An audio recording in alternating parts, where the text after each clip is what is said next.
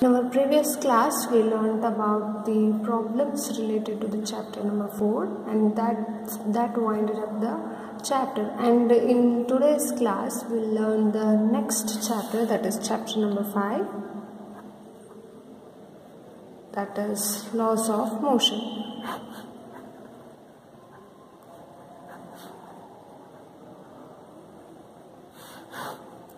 So from the previous two chapters, hope you all have understood what is the motion of an object in 1D or motion of an object in 2D, that is linear motion and motion in a plane. And now from this chapter we'll be dealing with motion of an object in plane or space. So before that we understood the concept of displacement, distance, velocity, acceleration, average velocity, instantaneous velocity, average acceleration and instantaneous acceleration. So with all these basic concepts, we understood that in a uniform motion, so we need the concept of velocity. So to understand uniform motion, first we need to understand the concept of velocity. So if at all if it is non-uniform motion,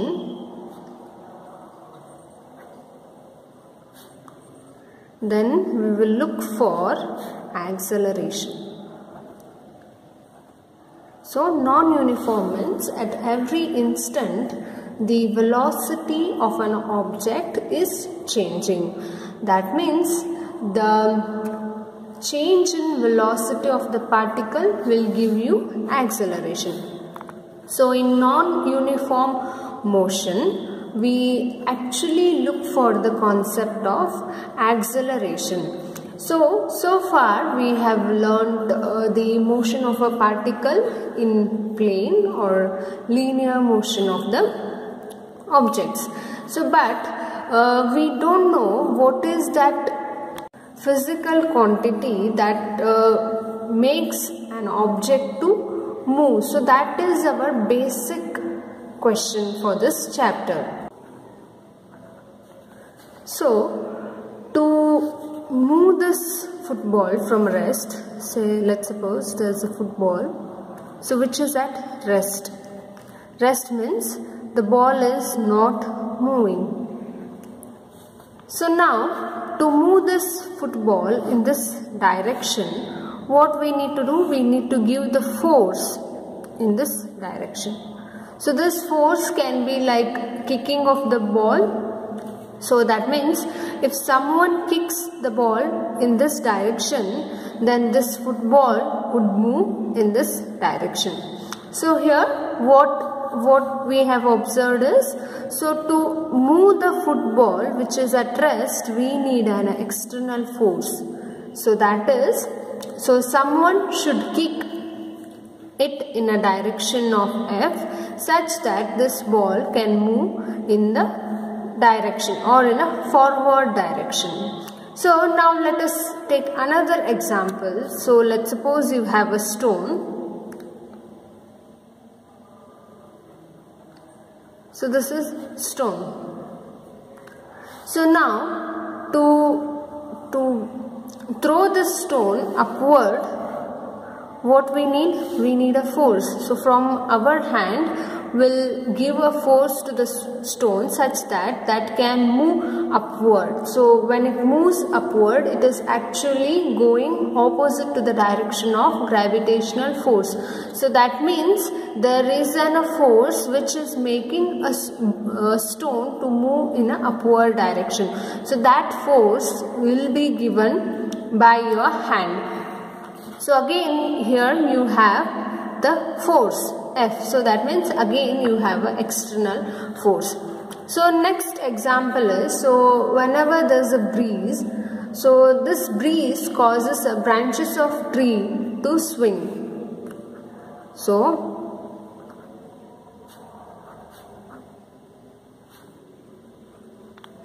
whenever there is a breeze, so the branches of the trees like leaves flowers, they will swing, because this force, this breeze is giving a force to the branches of a tree to move. Now even if you take a boat which is moving in a river, so to move this boat we need to row it. So if you row, the boat will move in the forward direction. So if there is no force which is acting on a boat, then boat remains in a same place, or a boat will stay stationary. So from all these examples, it is clear that we need some external agency to provide force to move a body from rest.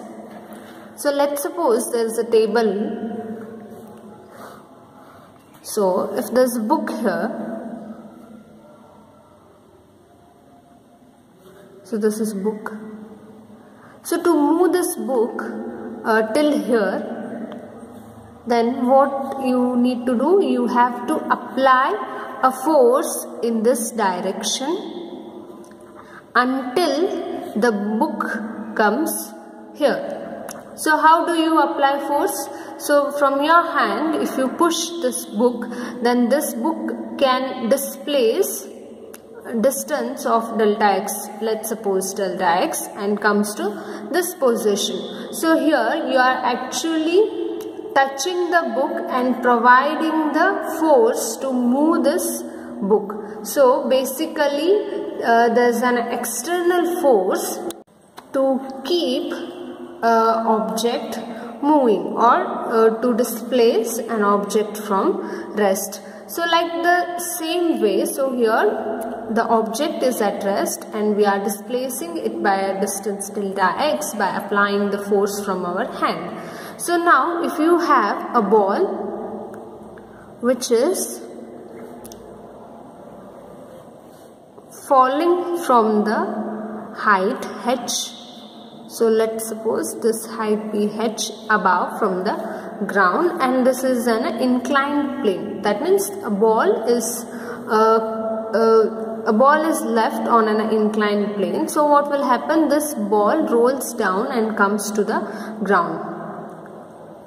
So after reaching the ground, a ball comes to rest. Now let's suppose if you want to stop this ball at this point.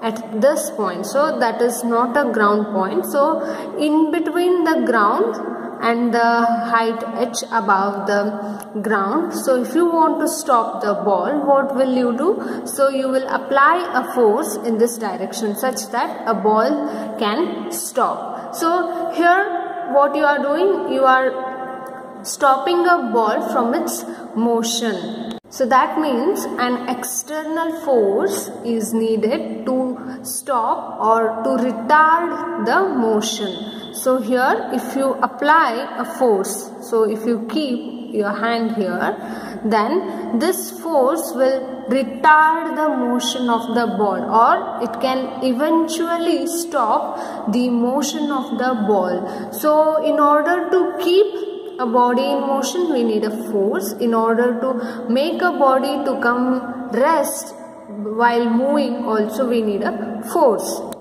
So to stop a body, what you are doing, you are applying a force in opposite direction to the motion of the ball. So here the force is in this direction. So this is opposite in direction to the motion of the ball. So here if you observe, the force is in the direction of the motion of the book, but here to retard the motion of the ball, what are we doing is we are applying a force which is opposite to the direction of the ball. So these are the examples that takes external agency called force. So here force is in contact with object. So this is not always true, or sometimes even if force is not in contact also, we can accelerate the body or we can also retard the motion of the body. So here in both the cases the force is in contact with the object. force is in contact with the object.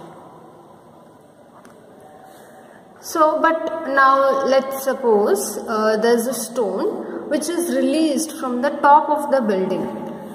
So let us take another example. So there's a building here. So from the top of this building, you are leaving the ball. So this ball comes to the ground in this direction. So while coming, the velocity of the ball increases because the gravitational pull of the earth is also in this direction. So that means a ball released from the top of the building accelerates downward due to gravitational pull of the earth. So this is gravitational pull of the earth. So the gravitational pull is also in this direction and the motion of an object is also in this direction.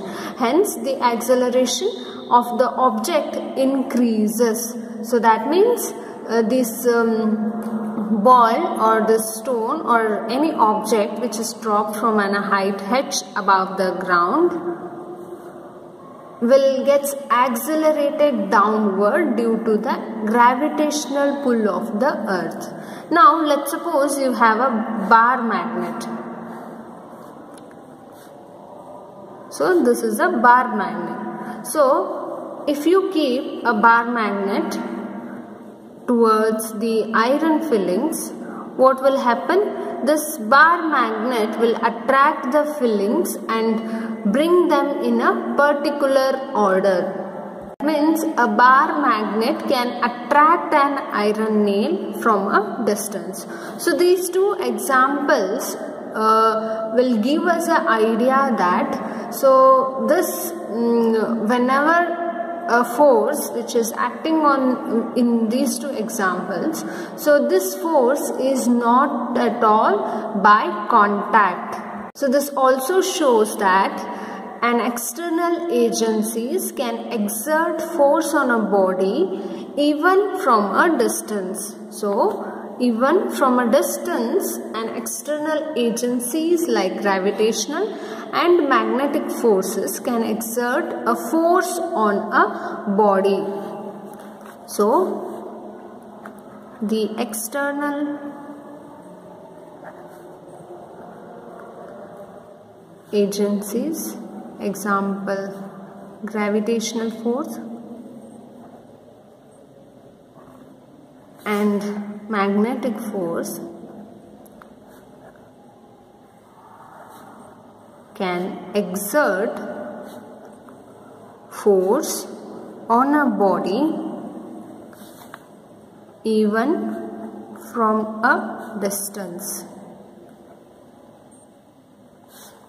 So in both the cases here, the gravitational pull is also from a distance and this attraction of iron nails by the magnet is also from distance. So here in short, if you take both the cases, so here force is not in contact with an object, so here the force is in contact with the object. So from this both the examples we can say that a force is required to put a stationary body in motion or to stop a moving body, and some external agencies needed to provide this force. The external agency may or may not be in contact with the body. So from both the examples you have understood that the external agency may not or may be in contact with the body. So it is not necessary that every time to move an object you need a contact agency. So even if an object is not in contact, then there can be a force which is acting on the body. So we understood that there are basically two kinds of forces, one which appears on contact and one which does not appears on contact. So now let us ask a simple question. What if a body is moving in uniform motion, or what if the body is in uniform velocity? Like an example, a skater moving straight with constant speed on a horizontal ice slab. So, is an external force required to keep a body in uniform motion? So, basically a body is actually moving uniformly. Now, what is asking is an external force required to keep a body in uniform motion? Is there any force that is acting on a body to keep it uniform? So, for that there appeared an Aristotle fallacy. So, to explain this, the Aristotle, the great physics thinker, came and he, after doing few experiments, gave a statement. Let us understand what was the statement that is given by Aristotle. So, the question which I have asked before, so that question may appear simple, but to understand or to give a solution for the question took the ages. So, it took so many years to explain the correct solution for that question. So, now the correct answer to this question. So, what was the question? The question was, is an external force required to keep a body in uniform motion? So, what was the question? So, I'll write the question here. Is an external force required to keep a body in uniform motion?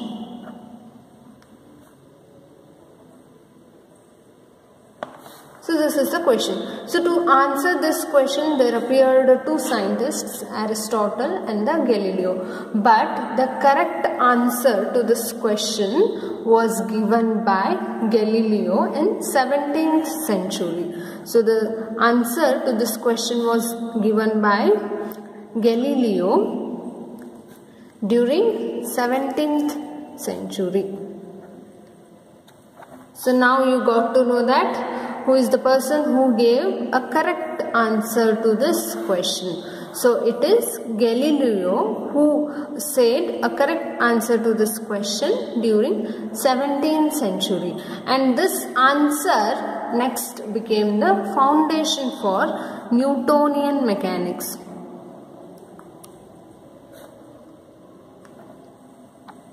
So, with this answer, so there appeared a Newtonian mechanics, and that gave birth to modern science. So, people started thinking in a different way. So, before that, so this Aristotle is a Greek thinker. So, now let us learn about this Aristotle. So, he is a Greek thinker.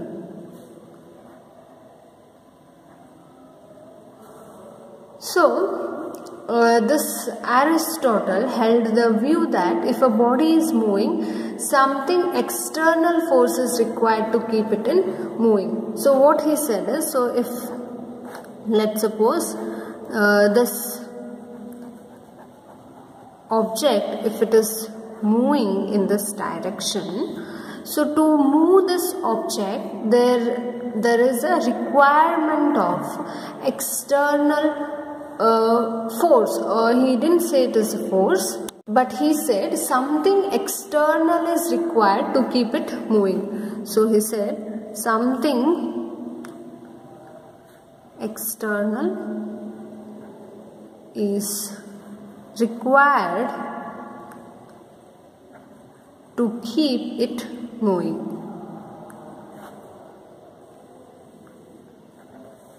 So, according to this, so let's suppose, so if you have an bow and arrow. So if you shoot arrow from the bow, what will happen? The arrow goes in this direction.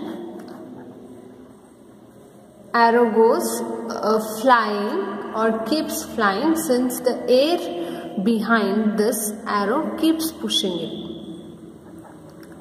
So when this air keeps the arrow pushing, then only this arrow moves in the forward direction. So this was the idea that gave the Aristotle to give this statement. But now most of the Aristotelian ideas on motion are now proved to be wrong, because so if you understand the motion of an object in the coming lecture, then you will say that whatever the statement that is given by the Aristotle, so the statement is like an external force is required to keep a body in motion. So this is the statement which is given by Aristotle. So this statement later proved to be wrong. So this statement was given by Aristotle by considering few examples or by considering few motion of a bodies in universe, but later this statement of Aristotle proved to be wrong, or Aristotelian law of motion is flawed, as we shall see further. So now naturally we know that, so if you have a car or toy car, so let's suppose you have a toy car here. So to move this toy car, so consider this as a car. So to move this car, so you constantly have to apply a force. So if you see a small child playing this simple toy car, so this child will know that it needs to continuously give a force to make a toy to move or to keep it going. But if a child stops giving a force, then this car will eventually comes at rest. So if it releases the car, so this comes rest. So this experience is common in most of our terrestrial objects also. So external force seem to be needed to keep bodies in motion. So left to themselves, all bodies eventually come to rest. So if you apply the force on a body, then only this body will be in a motion. So if you stops applying the force on this body, then the body comes to rest. So this is the actually wrong concept. So now let us ask, what is the flaw in Aristotle's argument? So now you have understood this car's example. So now you can ask, what is the wrong thing which is given by the Aristotle? So he also said the same thing, an external force is required to keep a body in motion. So that is what we have observed here. So even to move a small toy car, we need to constantly supply the force. So if you keep this example and if you also observe few terrestrial motions of an object, then also the condition is same. But what is wrong in this statement? So now let us understand what is wrong in this statement. So the answer is, so this moving car comes to rest because of external force that is acting on this car by the floor. So that is frictional force. So what you have is, you have a car. So let's suppose, so consider this as a car. So now if this body, so let us not call that as a car. So if this object is moving, so the force is given in this direction. So this is the statement that is given by Aristotle, that if you constantly supply the force to an object, then that will keep on moving, or else that will comes to rest. But the wrong thing in this case is, so this moving car or a moving object comes to rest because of external force that is acting on the object by the floor. So here this floor, whatever that is there, so on which the object is moving, so this floor will opposes the motion of the object. So the force will be in this direction. The opposing force that is given by a floor to the object will be opposite to the direction of the external force that is applied. So this force here is called the frictional force. So frictional force, which is given by the floor to the moving object, opposes the motion of an object. So to counter this force, we need to supply a force larger than this force. That means a child should apply an external force on the car in the opposite direction to this force. So now when the car is in uniform motion, so there is no net external force acting on it. So when the car is in uniform motion,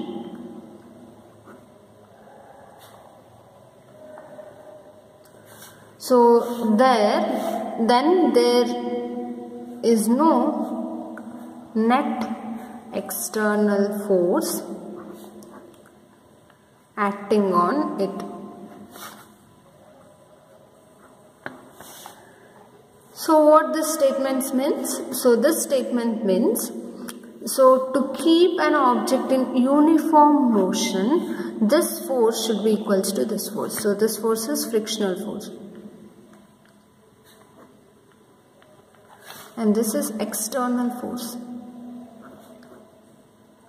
So if this force is equals to this force, or this is the force that is given by a child to the toy, if this force is equals to the frictional force, then you can say that the object or a particle is in uniform motion. So the corollary here is, if there were no friction, then the child would not be required to apply any force to keep a toy car in uniform motion. So now if you remove this frictional force, so if there is no frictional force which is acting opposite to this force, then what will happen? This object would move in this direction. So there is no force which is opposing this motion of the body, then this body would be in a uniform motion. So if there is no friction, then a car will be in a uniform motion. So that is the corollary. So this opposing forces, like as I said, here is friction. So friction appears in solids. So if you take this fluids or liquids, there appears the viscous force. So both these viscous force and the friction force, so both these forces opposes to the motion of the in friction it opposes the motion of the object. So in viscous force it opposes the motion of fluid. So the opposing forces are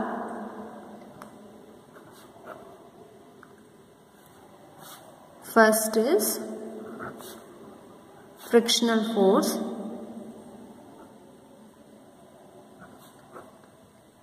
so where does this comes? This comes in solids. And the second is viscous force, so this appears in fluids. So this explains why forces by external agencies are necessary to overcome the frictional force and to keep a body's in uniform motion. So now we understood what was the wrong in the Aristotle's law. So this, he coded this practical experience in the form of basic argument. So to get the exact or the true law or the statement for the motion of the objects, so there comes a Galileo who did a series of experiments and gave us a statement. So before that, let me clear this concepts again. So let's suppose if you have a stone which is kept on the floor. So to move this stone in this direction, what will you do? You will apply a force in this direction. So hope this point is clear to you all. So this is stone. So now this floor will opposes the motion of the stone. So this floor will not let the stone to move as it wants to be. So this force, this floor will give or will supply a force which opposes this motion. So that force is known as frictional force.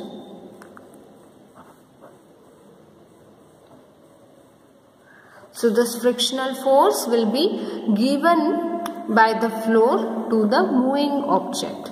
So whichever the object be, let that be a stone, ball, car, a man. So whatever the example you take, a book, a chair. So every time when you try to move an object, so there will occur a frictional force which opposes the motion of this object. So if there is no frictional force, then this stone would move continuously like this, so in uniform motion. So there won't be anything that stops this stone if there is no frictional force. So if there is a frictional force, then this stone comes to rest. If there is no frictional force, then this object will be in a uniform motion. So that is the concept.